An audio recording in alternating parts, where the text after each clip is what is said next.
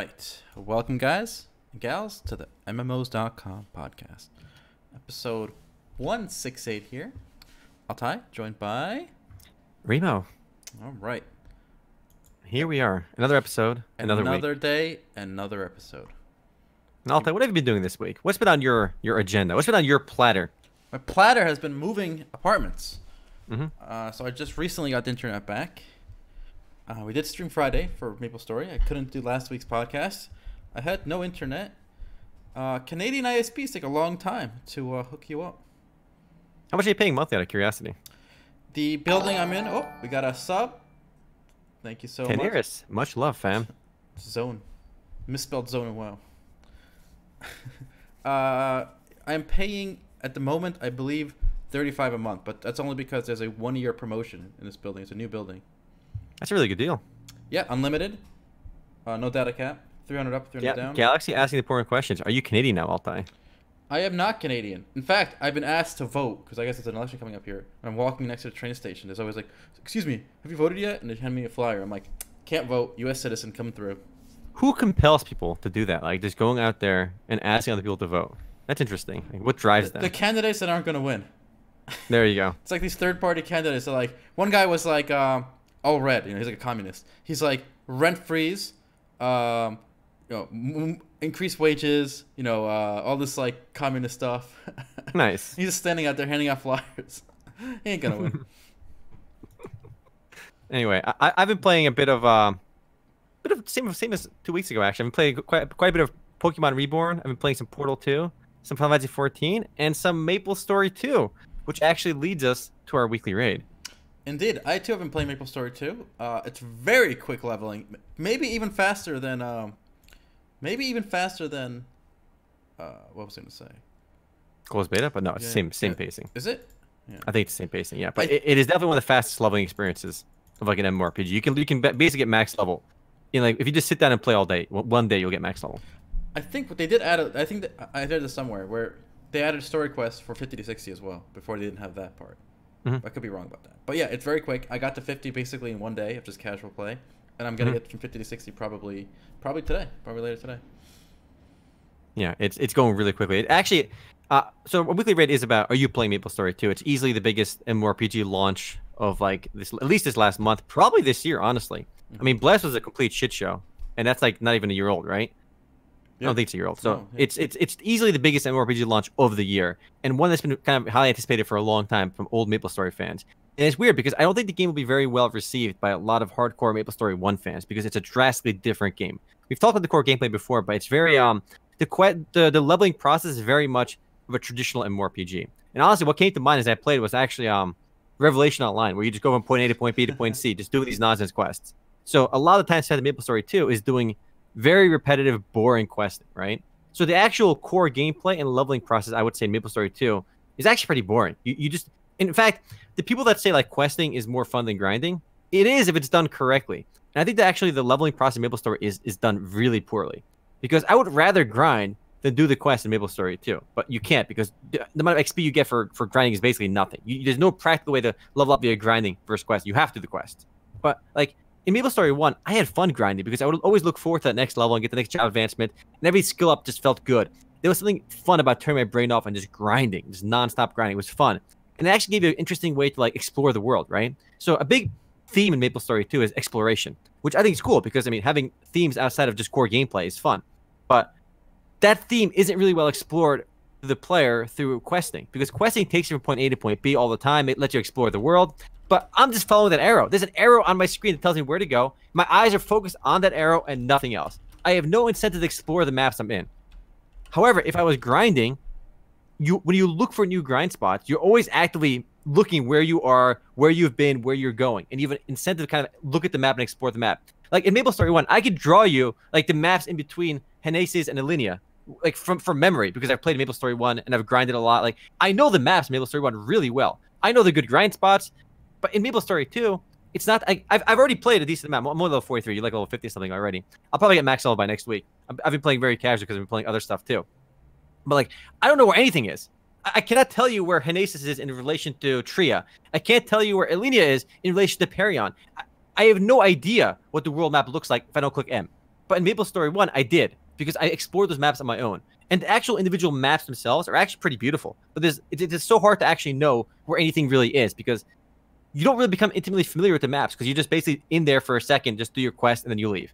So that's been my problem with the MapleStory leveling experience and the grinding experience. I have a lot of positives to say about MapleStory 2 as well, but I'm curious what you think about that. I think that the fact that, like you said, the arrow always tells you where to go really disconnects you from the game world, as you were talking about.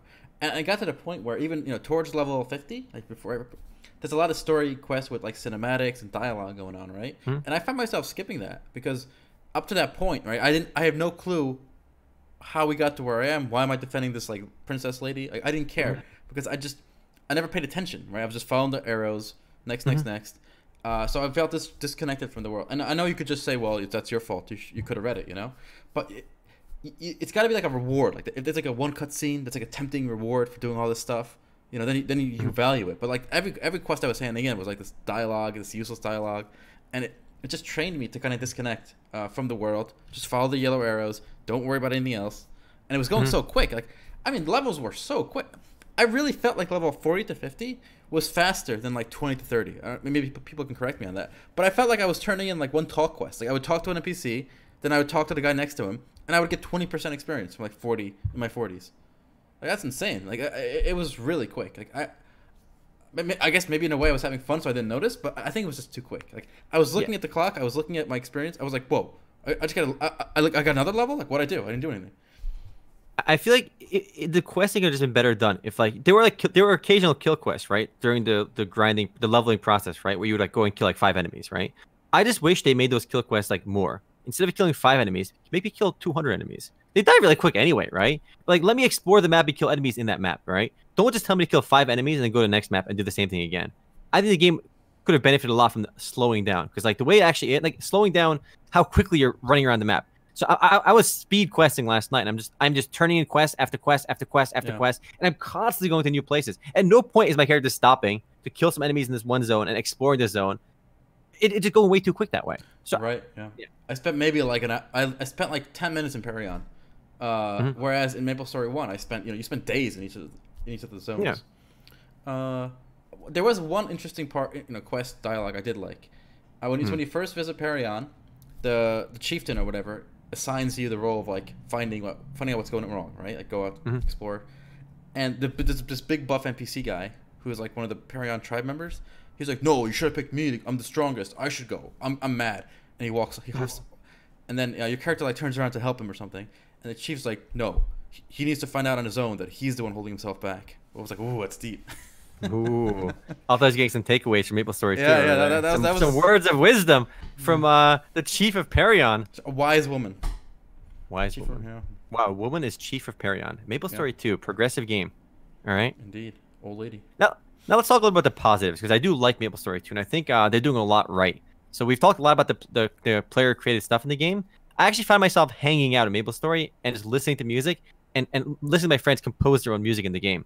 So my friends would basically be importing Final Fantasy XIV music into the game, along with like Pokemon music, Metal Gear Solid music, and it was really cool to see the music come to life in the game through the game's recording system, and it's a musical instrument playing system, and it's actually really well done. In fact, the audio quality is so good for that too. So basically, you can import any song that you can just download, like the convert. I think you have to convert like MIDI format or something, and from there you can import to the game. You can play with the pitches before you make it import to the game too. So you can basically bring any music you want to the game.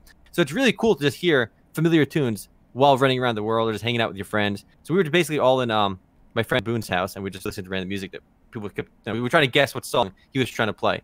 So that was a lot of fun, and that was really outside the core gameplay element. There was also like a lot of people's own player homes have like their own jumping puzzles inside of them. People make like puzzles in their house for players to jump through, and it's really cool. With, like floating furniture and obstacles and stuff, and all that stuff I think is awesome. Like they're doing all this stuff outside of core gameplay, which is awesome. I mean, my favorite minigame by far right now is Maple OX Quiz. I think it's a lot of fun with the true and false questions. So basically, you get basically true and false questions. Like 100 people in a room. There's a platform for true and a platform for false. And if the answer to the question is true, you stand on the true side. If it's false, you stand on the false side. And if the wrong one, it gets like a trap door. The bottom opens, everybody falls down. It looks really cool. And the questions they ask are actually like really hard sometimes. So that's always really fun to play. I just love seeing a ton of people fall down in that one. And I've actually learned a lot of fun facts through Maple OX Quiz. I did too. I learned that skunks are not in the weasel family. I got that one wrong. Ooh. And it's they ask you the question really fast, so you don't have a lot of time to Google it either. So it's pretty like legit, you know. They give you like no time to Google. You got and sometimes you just try bandwagoning, right? You try bandwagoning the strat with somebody else, and the thing is, sometimes 99% of players are wrong, and that one player who's saying the other side is right. People don't know. People just bandwagon most of the time. It's pretty crazy. I took a screenshot of one of the questions I had earlier, and it's like it's remarkable how like specific and odd these questions are sometimes. Lazimi says you liked the Loot Room Escape. That one's a lot of fun too. That one's actually all skill based too. So there's a lot of games that are basically all luck, but there's skill based ones as well, like Crazy Runners and Looty Escape. So I would love to see MapleStory 2 add more of that stuff. One thing I'm kind of confused about though is the game has these built-in single player like mini games too, with the high score system. But there's only 2 available, and the rest are unavailable. I'm not trying to make them available just yet, but like I would like to see more of them in the game. Because the 2 I played were pretty fun, but like I want more to compete with. Oh yeah. Okay. I haven't actually done much of the like social stuff like you have. I do the mini games when they come up. But I haven't done the life skills yet either. I know you get experience for all that stuff as well. All right, I'm gonna ask the chat and Altai a quiz. All right, Altai, I linked you the screenshot from my MapleOX quiz on question number 10. I actually got this one right out of pure RNG. All right. Do you think you can beat this question? Do you think people in the chat know the answer to this question? True or false? Easy, right? Come on. Let me zoom into this. Okay, W. Somerset Maughams' Moon and Sixpence is a novel based on the post-impressionist painter Paul Gauguin. Wow. Very specific, right? Nobody knows the answer to this. Everyone just literally guessed. It was 50-50 split on both sides. Zimi is quickly saying true. Saffron says false. What do you think, Altai? Where do you stand on this? I'll go true. It seems too specific to be false. It actually is true. All right, I guess true, and I got this one right. This is the first time I actually got all 10 questions right on MapleOX quiz, so it was pretty fun. Yeah, it's too specific to be false. Like, why would they troll? No, they do stuff like that all the time. They've asked very specific questions like this with like music, and I thought it was true once, and boom, it was false. Rip Saffron false. Easiest quiz of my life for Zimi. But yeah, I really liked all the social stuff they're doing in the game, and I'm actually really surprised to see how many people are actually playing MapleStory 2. A lot of my free company, my guild members of Final Fantasy 14 are playing MapleStory 2. I mean, these guys are pretty much hardcore Final Fantasy 14 players. They've been basically playing no other MMO but Final Fantasy 14, and a lot of them are playing MapleStory 2. Now the question is, how long will they be staying? Yes. Because the end game seems to be very empty for the time being. Okay, so there's a double-edged sword here. I think one, they're taking the very common MMORPG trope these days of basically rushing you through the leveling to get you to the end game, which is where the game begins, right? Yeah. So it's very rewarding in terms of how fast your progression is for the first couple days you play.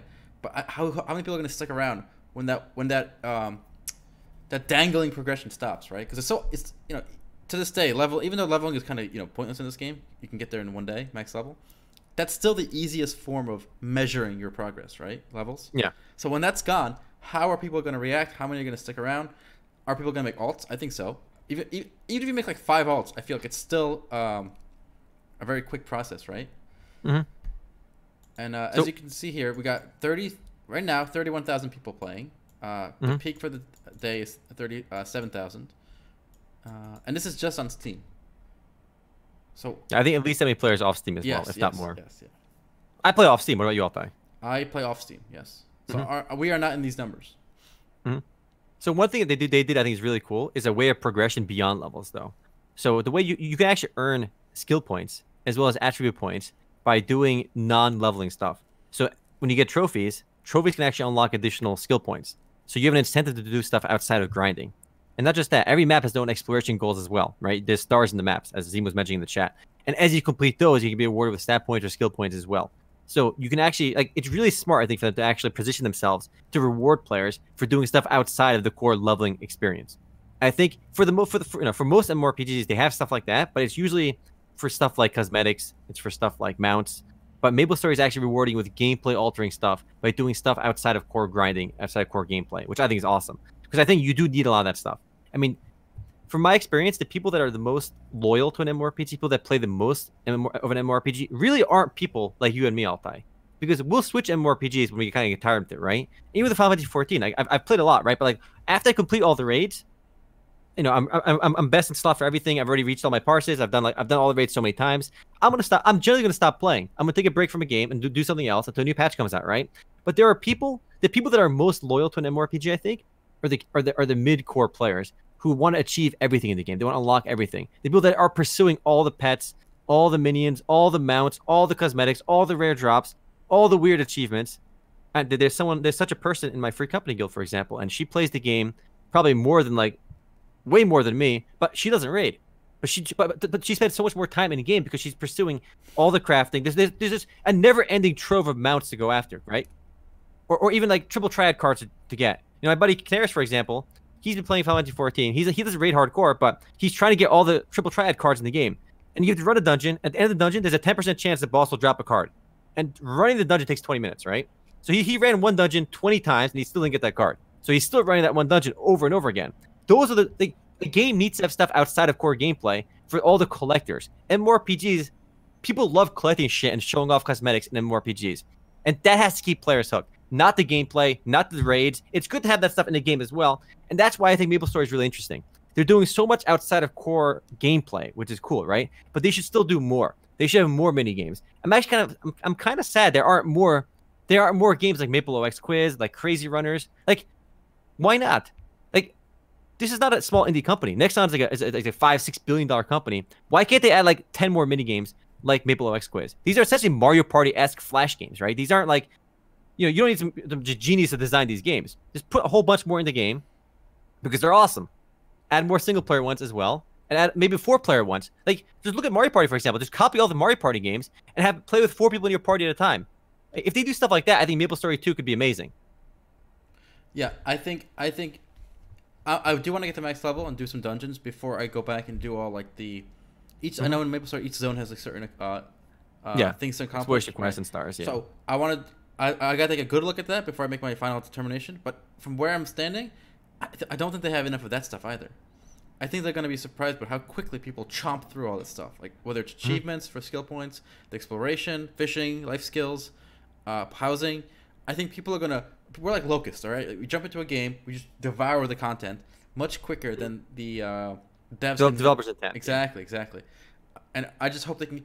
One of the good things about the older MMORPGs, like even MapleStory 1, for example, was the grinding required kind of gave them a lifeline to create new content, because it would take so long, right, to grind to a high level that the developers had months, maybe years, to design new content for the bulk of the players, right, as they progress levels. But MapleStory 2, I feel like, there's a core of like at least 100,000 players, right, who are gonna play this game like religiously, especially the first month of release. And when when they're done with everything, they're gonna be the ones, on forums whining about more stuff to do, I think. And I hope next time I can keep up. I think Chaos mentioned a good point too, and this is why Warframe is very successful. The entire game is basically designed for collectors, and you're constantly looking for rare materials in the game to craft all the Warframes, right? So it really appeals to people and it keeps players in the game longer because there's always stuff to farm. And I know Chaos complained to me earlier, like the newest thing to add to the game require like 1,000 of these rare materials or something, right? So it's keep players hooked for a long time in between releasing new content. And I do think that's why if you rely on pure gameplay content, right, you're gonna have a hard time. Players will complete all that shit very quickly, and it's gonna be very difficult for developers to kind of fill in the gap quicker. And that's why they need stuff like all the social stuff in the game to keep players, interested in the game longer. Just imagine like right now you can actually play all the mini games, like the MapleOX Quiz, Crazy Runners, all the minigames in MapleStory 2, you can play them locally as well if you want, right? So you can basically drop a portal, and all your friends can go in, and you can play with just them, or open it to whoever's in the area, which is really cool.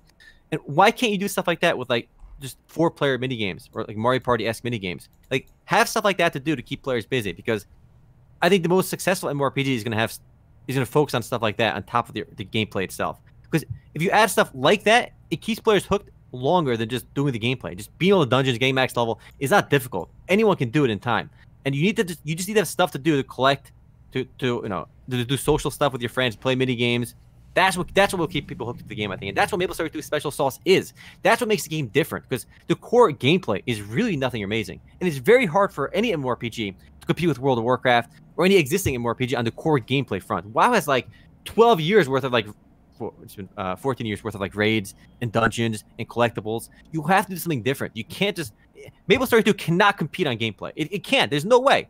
MapleStory 2 can't compete with MapleStory 1 on gameplay. The only thing that makes MapleStory 2 special is all the player-made items, the player cosmetics, the mini games. That's what makes it special. They got to double down on that, I think, before they really worry about anything else. Right. Okay. But now here's a question I'll pose to you.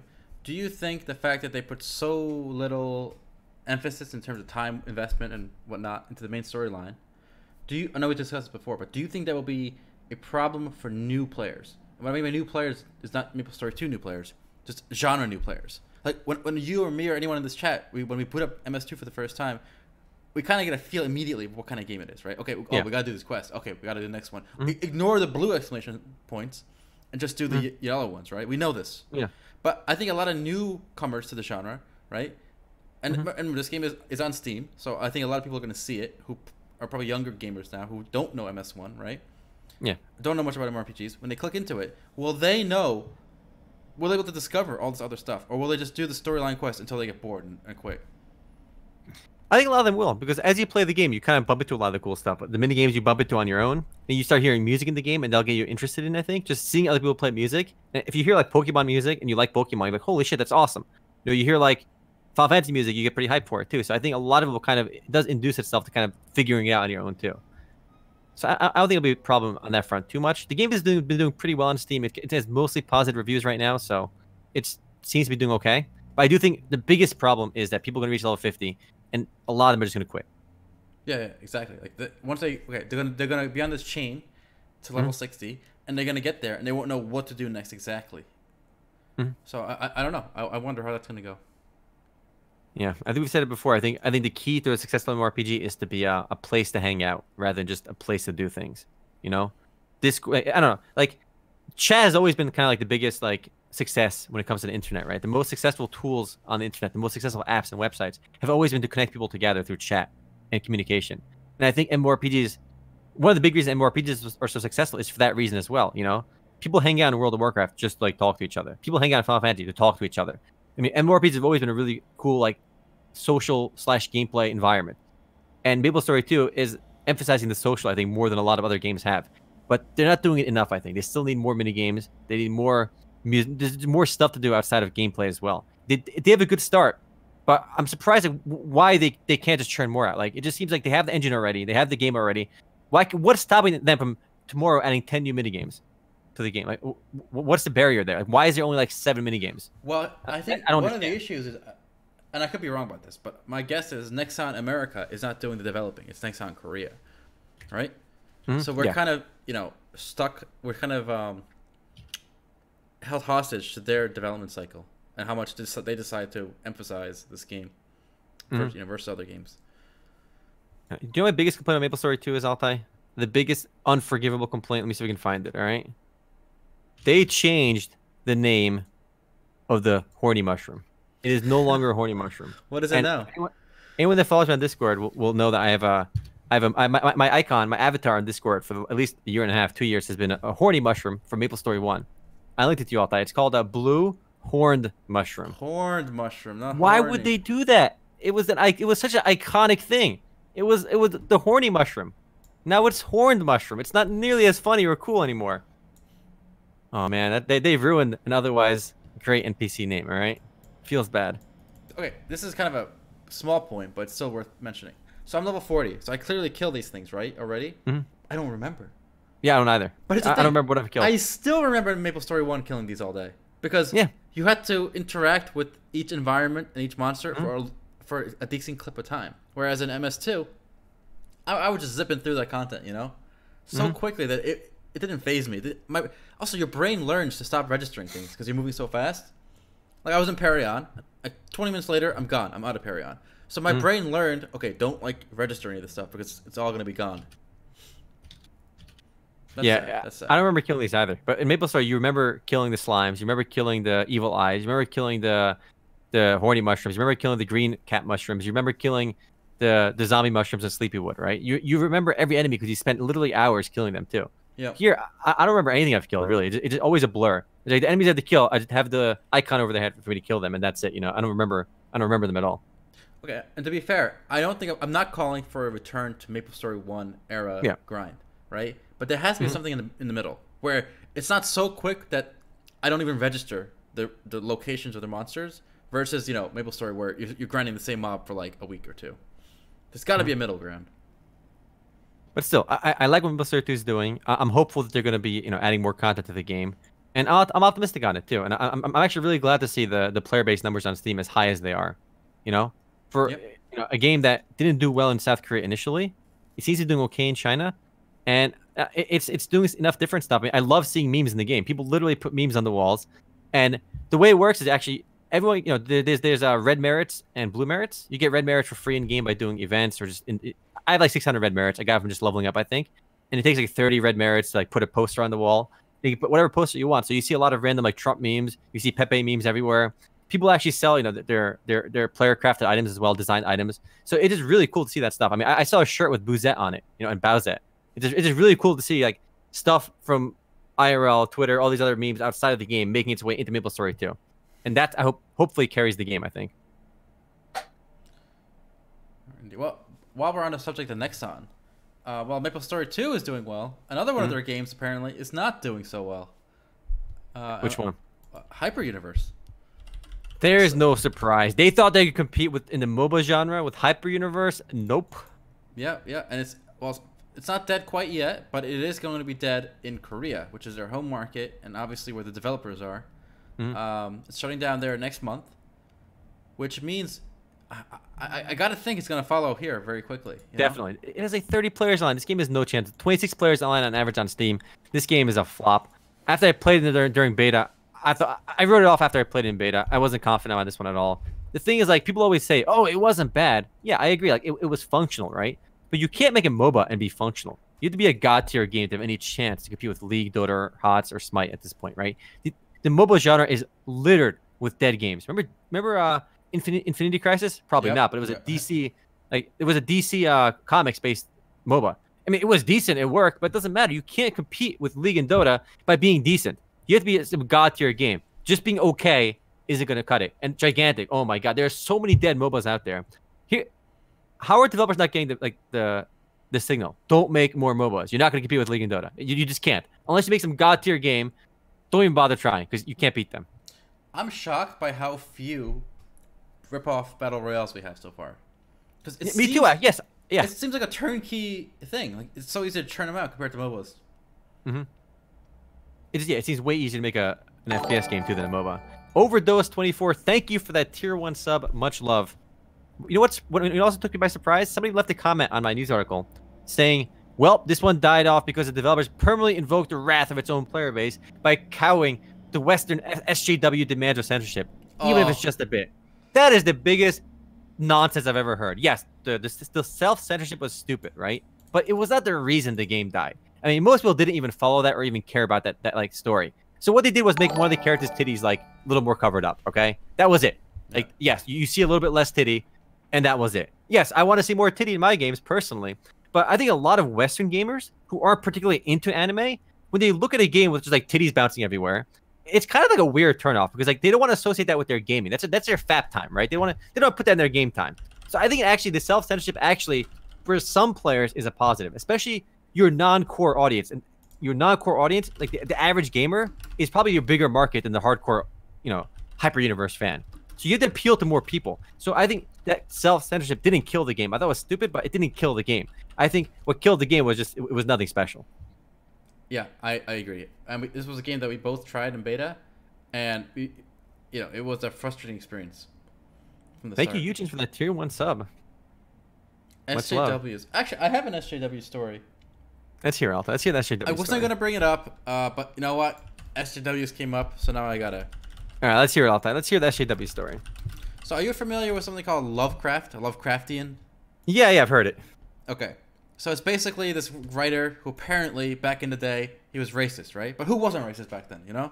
In the good old days, everyone was racist. If you weren't racist, you just weren't. You weren't a man back in the day, all right? If you weren't racist, it was something in the water, okay? Yeah, you just have to be racist. That's what the fluoride did. It killed the racist part of our brains. All right.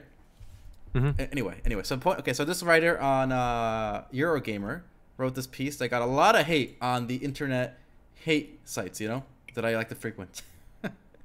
Basically, they're arguing that HP Lovecraft, exactly. They're arguing that games need to stop using these themes, right? It's Whether theme. the tentacle monster, the evil cultist, stuff.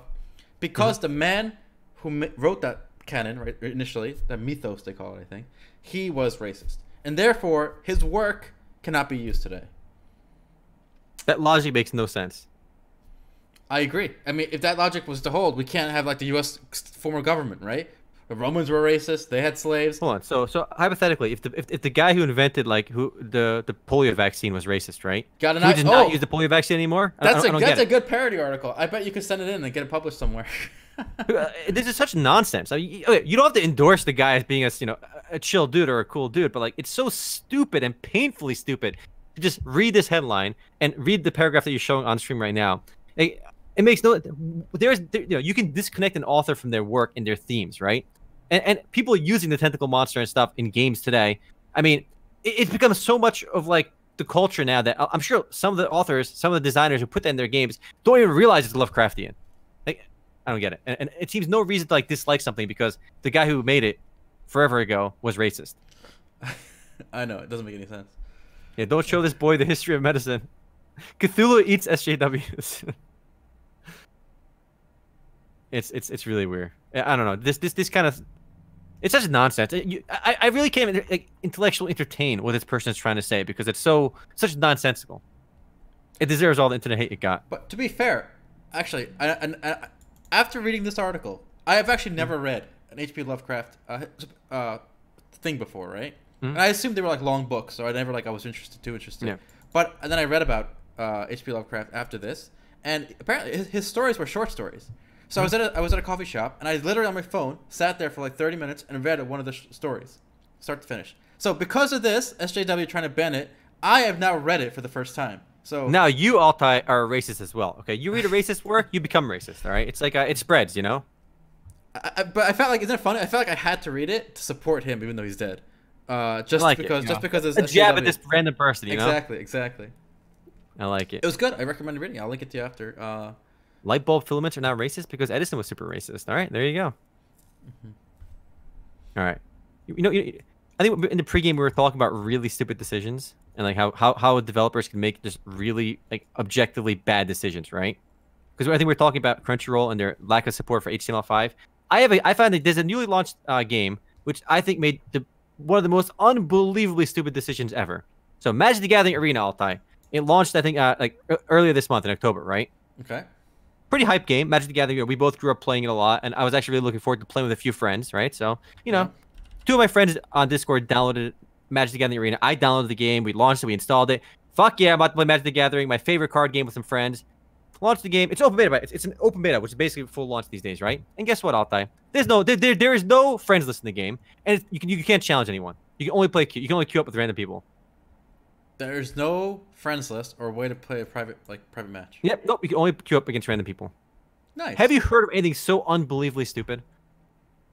Well, to be honest, I have long given up on a online Magic version because I've seen them fail time and time again. Wizards of the Coast or Hasbro, whoever's doing this.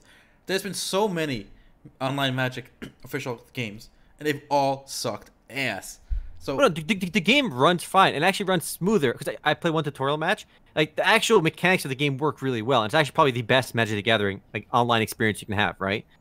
But how can they be so dumb? How can you be so unbelievably like brain dead? Like playing against friends. Have you never played an online video game before? Playing against your friends is the primary reason to download these games. Yes, the queues are nice too, but the first thing I wanted to do was use a pre-made deck and play against two of my friends. And, we haven't played Magic in a long time. And when we couldn't, guess what? We both just closed the game out. We haven't quite uninstalled it just yet, but like I haven't played Magic the Gathering Arena since I downloaded and launched it to see if I could play against a friend. I can't. It is mind-blowing to me that a game launched in 2018 doesn't have a friends list. How incompetent do you have to be? Well, don't you remember when you played Magic as a kid? Instead of playing with your friends, you would just go to a store, and then they put a random person in the seat in front of you. You play him, and they put another random person. That's of course. That's how it was, right? You remember that, right? They're trying to go back to the classics, the nostalgic, the way these games started, of course. I just don't see. It hurts me that somebody deserves to be fired over this. I'm telling you, this is such nonsense that how do you launch a card game with no way to play against friends? it is unfathomably stupid to me, and I've lost all faith in the decision-making process, in the development process, that they couldn't launch with a friends list or ability to play against friends. It makes no sense. Indeed. But I'm actually surprised and happy to hear that the game itself, besides that problem, actually does function and play smoothly. Yeah, so far it works really well. Because Magic the Gathering is a much more complex card game than Hearthstone. Because every time you play cards on opponents' turns, and they can respond to you playing a card, or respond to you playing a card by tapping other cards. So there's a lot more complexity involved in the game. And for the most part, they've done a pretty good job of making that complexity not slow the game down too much. And that's, it looks fun. It just, they really fucked up by not having a friends list. And I'm not going to play the game until they add one. And I know someone said in chat that they are working on one, so hopefully it'll be soon. How can you be working on this? This should be available from the get-go. This isn't something you work on. This is something you just have. I agree. Like Battle.net from when it was on StarCraft 1 had a friends list. All right, Warcraft 3 had a friends list. Like every game like this has a friends list. How do you just not have one? How does it go from how do you release this game and not be too embarrassed? I would be too embarrassed to release this game without a friends list or ability to play against friends. You just can't release a game without that function. And they did. They have no shame. They have no shame. Okay, slightly related to this friendless topic. So, I haven't played WoW since vanilla, right? I started playing with Battle for Azeroth, and I ran a few random raids with pugs, and people would add me, saying, okay, if you guys gonna do this next week, add me, and I would add them, and they would be on my Battle.net list, right? Yeah, because it's integrated. That was unsettling for me for some reason. I always, I'm all for socializing in games, but part of me liked the fact that in the old days, when I was growing up, your online personas were totally separate from you as a person, right? Mm-hmm. So in WoW, my character, right, had a persona and a friend, and had her friends list. Your character's persona was a big titty white girl who was trying to get all the free gold from the hunky men, right? Even like AIM, like Lord, one of my usernames in AIM was like Lord and Master 120, right? 120. Mm-hmm. But that no one knew my except the people I told, but no one knew my name. They knew me as Lord and Master or like Lord, whatever. And in each game, I was the character name. I wasn't me. But now we're gonna lose that. Like I really think, and just seeing people added me in game, seeing them on my friend overall Battle.net friends list. It was and also I think it has like a real name system now, Battle.net, right? So it was just unsettling. I think cyberspace is gonna die. I think we're not gonna have the internet and real life aren't gonna be separate. And that's good for anti-fraud. It's good for stopping harassment, whatever. But I think we're gonna lose something. We're gonna lose all our creativity, I think. Mm-hmm. It's some people still try to hold on to that anonymity by having I've seen Twitter accounts, for example, with people's Final Fantasy 14 characters and no mention of their real name or anything like that. So people still have that to a degree, and I think it's still in your control to not reveal anything. But things are so integrated, right? You can't have a separate Discord or separate Twitter account for Final Fantasy and World of Warcraft. Every game you play, everyone just has one Twitter account, one Discord account. Everything gets kind of intermingled nowadays. Oh yeah, and you're right. You can still opt out, but the default now is more and more transparency, and I think that's the way it's gonna go. Indeed. I kind of want to tie something into incompetency, because I think Chaos linked me a remarkable clip about incompetency and nonsense at Riot Games. I'll tell you, your favorite company. You should be hyped for this one. All right, so this is let me look at you and you can show it on stream. It's a short clip, so you can put the audio on. Okay. The clip is from insight into Riot Gaming in the past from the ex-CEO of CLG. So wow. All right, let me turn the audio. It's interesting how incompetent the people at Riot are. Well, we have these LAN cafes that we build in Riot within the company.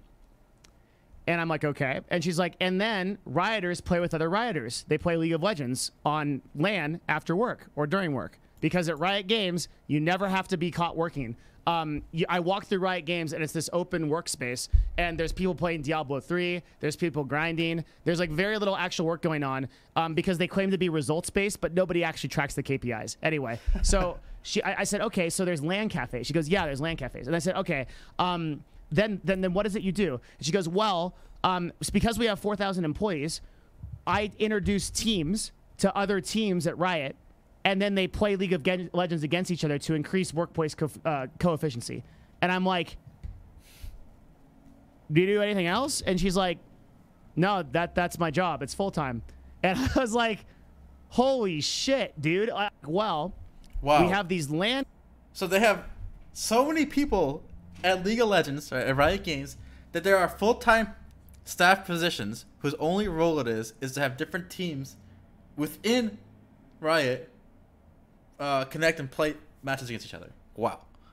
That's remarkable. That tells you like nothing gets done at Riot Games. And what's funny is he mentioned that they don't track individual KPIs or ways to measure productivity if people actually get shit done, right? So apparently the whole reason behind getting the teams to play League against each other and encouraging like fun at work is to boost productivity, right? But no one's measuring how much work is actually getting done, which is one of the reasons why it took Riot Games probably like 5 years, 6 years to make a replay system, and it's pretty embarrassing that like it took them that long to do it. In fact, it kind of goes back and explains a lot of the slow development process at Riot Games. I mean, I think you remember season 2, Altai, for their League of Legends World Championship. They basically had League had no LAN client, right? So they were all playing on the official PvP.net servers, right? For League of Legends. And in that one tournament, I remember one single game literally DC'd like 3 times. It had to be remade 3 times. I remember. And what's amazing is leading up to that, Riot Games kept saying, we can't do it. We can't do a LAN client there. It just wouldn't work with our system, right? It's impossible. And literally after, like, it was a complete shit show and a public embarrassment, like, next week, they got a LAN client. What do you know? It was possible, and they were just being incompetent. They had it and the whole time. it just took a little bit of push by embarrassing themselves before they actually had it done. And clearly, if no one's measuring results at the Riot Games workplace, shit's not going to get done. Yeah. I've said it before in the past weeks. Tencent, if you're listening, it's time to move League development to China. Okay? The SJWs have infiltrated. It's too late. Pull out. Don't wait. Go. Yeah. I think they moved development to China. I think a lot more shit would just get done. I think there's actually like gameplay features and that's stuff. their main market anyway. That's where the money's coming from. So I don't see why they don't do that. They have 4,000 employees. That is insane. They have thousands of employees working at Riot Games for one game, and apparently they're all just sitting there playing League against each other. And Diablo. And Diablo apparently, and grinding at work. Nothing gets done over there. We're just playing video games. So like an average workplace. So and in between games, of course, is the manager who walks over and farts in your face. Remember? Oh, yeah. All the nonsense that happens there. I don't know. It's Riot Games, the shit show. And I mean, they reported 21% decline in revenues this last year. So I think it's a big decline. They lost 20% of their revenues, arguably probably 20% of their players as well, because mostly probably due to Fortnite and the success of other games and the game's stagnation. So the game's not doing well right now. I mean, 20% decline is nothing to snuff at. I mean, it's probably still the second or third biggest PC game in the world, but they've definitely lost a bit of their momentum. Yeah.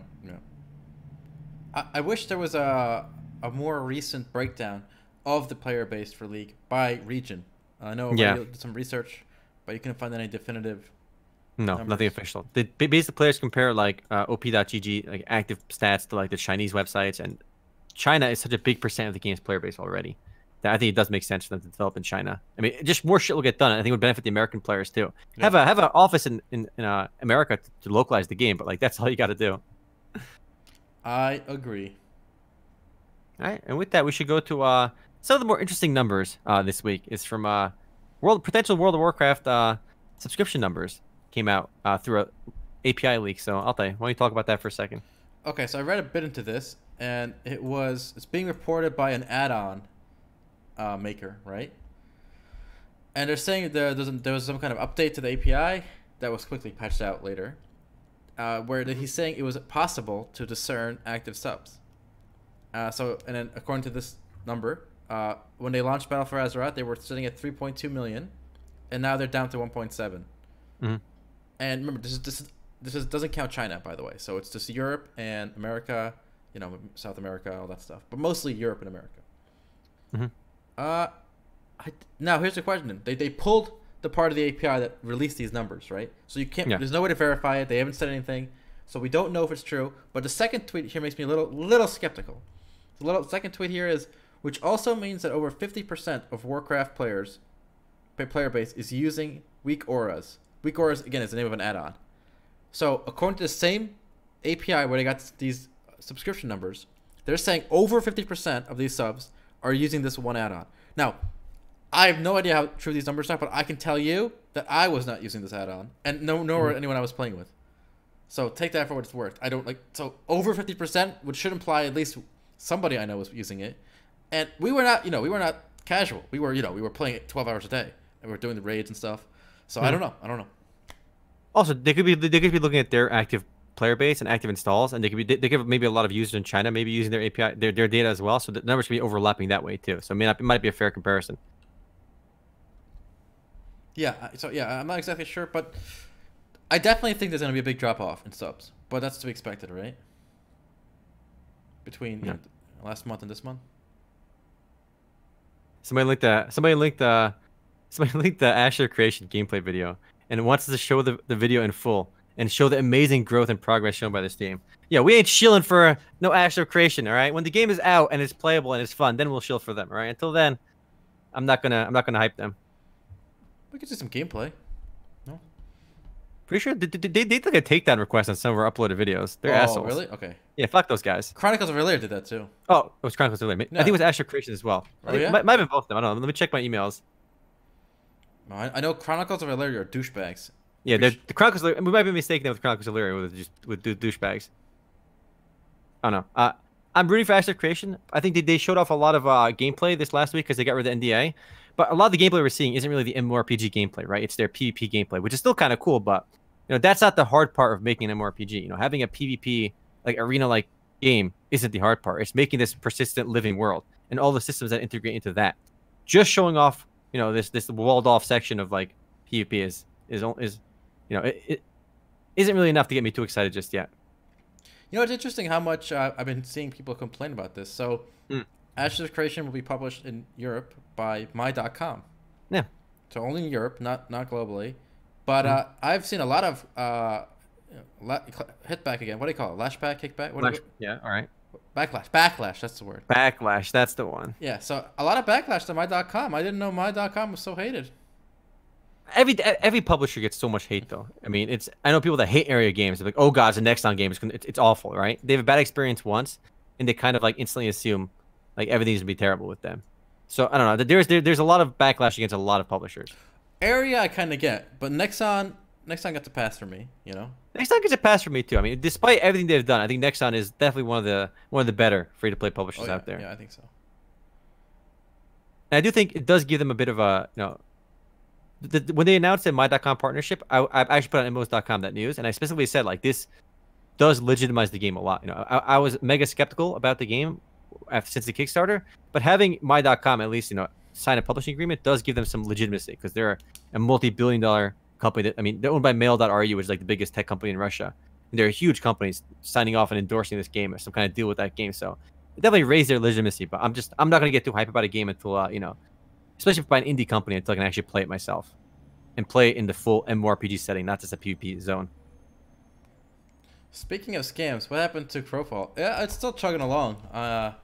It's not out yet, but it's still. They kept missing their deadlines, but they're still chugging along. There you go. So we'll see what happens. I mean, Crowfall, at least in ambition and skill, isn't like crazy, right? They're not trying to do some revolutionary stuff. So I think we'll get Crowfall eventually. I'm more optimistic on Crowfall, even though it's taking them forever to make it. Like Crowfall will come out, yes. Yeah, the game they're making isn't like stupid ambitious. In fact, it's like less ambitious than like any modern MMORPG. Honestly, Blessed was more ambitious than Crowfall. Like, there's so many MMORPGs that are more ambitious than Crowfall. So what Crowfall's trying to do is somewhat focused. So I think it'll come out eventually. Yeah, I think so too. Did you see that Mad World new trailer, new gameplay footage? Oh yeah, show it off. I think that game looks really cool actually. Yeah, this is pretty cool. So I like the beginning of this video where this is what multi-platform looks like, boys. All right. Look at all these platforms, baby. So this is an HTML5 MMORPG, and I actually played like this really early alpha thing they had with one map, and you can just walk around. I don't know if you did that. It was months ago now. But yeah, and it's another one of those games that we have been talking about. It seems like for years, off and on. But I really want to see this one come through. I like the art. I like the fact that you can play in your browser, and it's free. So you can just drop this. You can drop a link, and your friend can start playing. I like the fact that it's a browser game, and I do want to see browser games get more legit. Browser games have always kind of had this rep of being like this Chinese autoplay nonsense, right? And from the looks of Mad World, it's more of a traditional MMORPG on the browser. And they're trying to be cross-platform play, which I think is awesome. You know, they're gonna be on mobile, PC, and Linux, and maybe consoles as well. So I do want to see more MMORPGs be cross-platform play like that, because I really haven't seen I think RuneScape is old school RuneScape and RuneScape 3 are the only like browser games trying to launch on mobile and be cross-platform, which is really cool.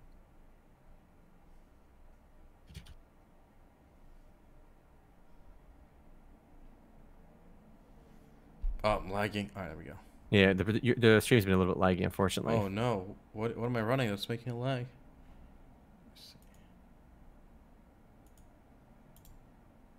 I don't know. Let me close the Nexon launcher. Maybe it's trolling me. Rip. I have a funny story. Not really MMO related, but I do think it's quite a meme. My friend linked it to me earlier, and I didn't believe it, but then I had to check this out. Oh, that's wrong. I linked it the wrong one. Where is this one? Here we go. This one. Selenia 12. We've talked about Astro Creation, and I said I was more optimistic about it, but I was actually really like in Alpha 1 they showed off, like I said, in Alpha 1 for Astro Creation showed off a lot of PvP gameplay, which is not really the MMORPG element. I mean, any schmuck can throw together some assets on Unreal Engine 4 and have a PvP arena with characters fighting each other. I wanted to see the MMORPG gameplay. I wanted to see the persistent world gameplay. That's what I'm excited about. It's like when Star Citizen shows off their dogfighting with a module, right? That wasn't Star Citizen. That was just literally a dogfighting game, and they promised it was going to exist within Star Citizen. If I see that in the persistent universe, that's really cool. If I see it by itself, it's nothing but nonsense. It's nothing by itself. I want to see it exist in the persistent universe. Okay, so this link you sent me, I find it hilarious. Is this real? Which one? Fallout, the Fallout 76 one? Yeah. Does not include the game. Yeah, it's a $115 bundle without the game. I actually don't know how I feel about these collector editions. I am not a fan. I do not approve of this. I think games should be digital only. You shouldn't focus so much on the packaging, right, as the actual point of the game, which is the game. Yeah, I don't know. I don't think I've ever bought a collector's edition for anything just yet. Though I am kicking myself, because if you own an original collector's edition for vanilla World of Warcraft, that goes for like $800 on eBay. So I wish I bought it. That's true. A lot of those old collector's editions do go for a lot of money. Mm-hmm. So if you bought this any collector's edition from back in the day, you know, you did quite well. So okay. So do you at least get a digital copy with this? No. So what are you buying? Just use knickknacks? Yeah, you buy all the knickknacks. Usually the knickknacks come with the game, right? Yeah. Yeah, it's nonsense. Honestly, I see more and more collector's editions doing this because I guess there's a market for people. Like I don't get why you would buy this, unless you're trying to flip it for more. I guess I don't know. I don't see the appeal of something like this. Mm-hmm.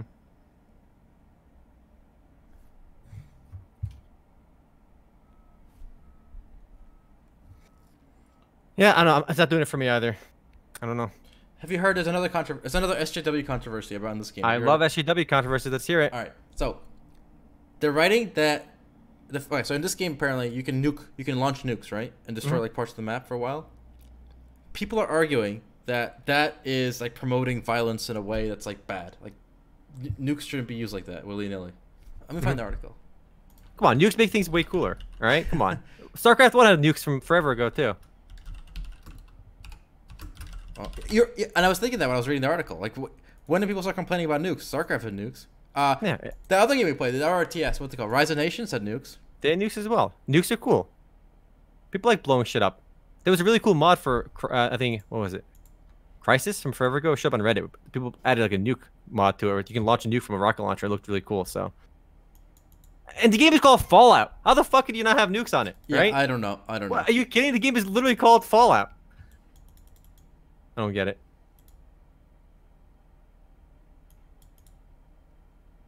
Okay, so look, I'm gonna put this article up. Again, it's Waypoint. It's just nonsense content. I don't even know why I'm doing this. This is fun though. Maybe. Do you think the writers of pieces like this know it's bullshit, but they know people like rage about it? I don't know. It's like edgy content. I don't know. I like the people. I don't know who actually reads. Like, how many gamers actually read Waypoint? Because I feel like they're really trying to like write about nonsense that gamers don't actually care about. Like, people want to see gameplay and talk about the game. They don't want to talk about the social implications of including nuclear weapons in a video game. No gamer gives a shit about that. Like, very few gamers actually care about that. So I don't understand who Waypoint's audience really is. So here's a line from this piece.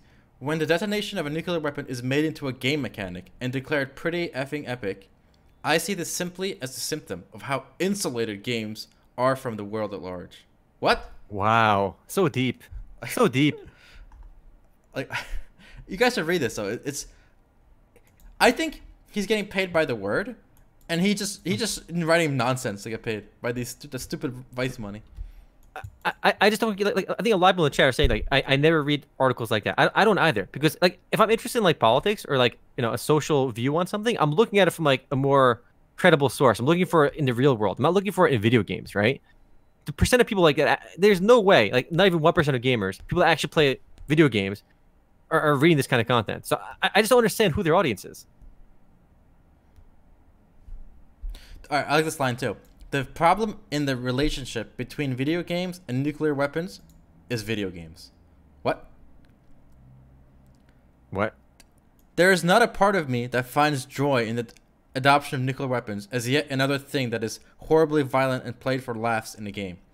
It is impossible for me to think about nuclear weapons without thinking about the shadows blasted into the stone at Hiroshima. This guy's a joy kill. Like, what? Guns kill people. Should we ban guns too from games? Yeah, right?